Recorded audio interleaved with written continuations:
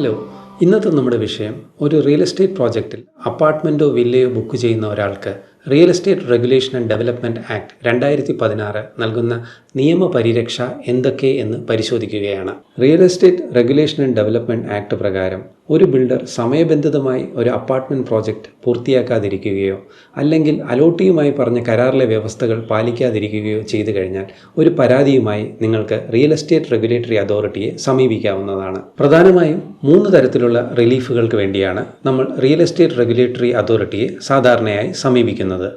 ഒന്നാമതായി, നിങ്ങളും ബിൽഡറും തമ്മിലുള്ള കരാർ വ്യവസ്ഥകൾ ബിൽഡർ പാലിക്കാതിരുന്നാലോ real estate regulation and development ആക്ടിൽ പറയുന്ന ഉത്തരവാദിത്തങ്ങൾ ബിൽഡർ നിർവഹിക്കാതിരുന്നാലോ നിങ്ങൾക്ക് റിയൽ എസ്റ്റേറ്റ് റെഗുലേറ്ററി അതോറിറ്റിയെ ഇത് പരിഹരിക്കുന്നതിനുള്ള ഉത്തരവുകൾക്ക് വേണ്ടി സമീപിക്കാവുന്നതാണ്.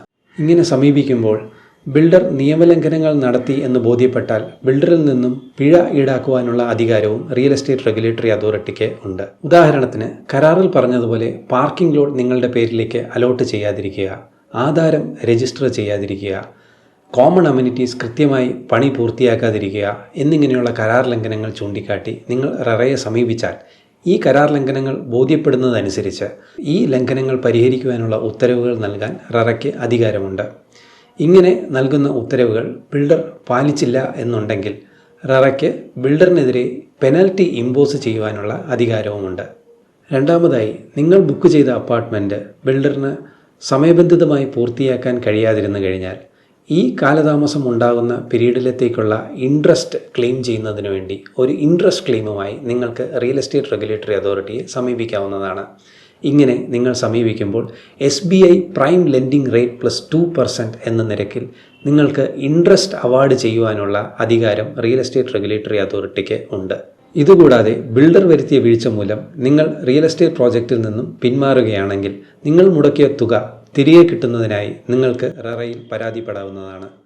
ഇതുകൂടാതെ ബിൽഡർ നടത്തുന്ന കരാർ ലംഘനം മൂലം നിങ്ങൾക്ക് എന്തെങ്കിലും നാശനഷ്ടം സംഭവിച്ചു കഴിഞ്ഞാൽ അതിനുള്ള നഷ്ടപരിഹാരം ചോദിച്ചുകൊണ്ട് റെറയുടെ തന്നെ അഡ്ജൂഡിക്കേറ്റിംഗ് ഓഫീസറിനെ നിങ്ങൾക്ക് സമീപിക്കാവുന്നതാണ്.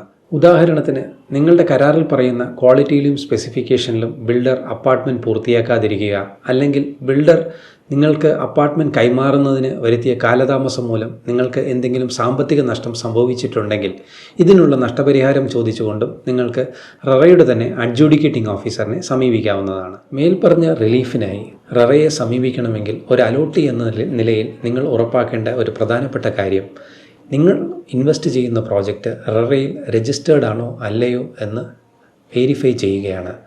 റെറയിൽ രജിസ്റ്റേർഡോ രജിസ്ട്രബിളോ ആയിട്ടുള്ള പ്രോജക്റ്റിൽ മാത്രമേ റെറയുടെ അധികാര പരിധിയിൽ വരുന്നുള്ളൂ.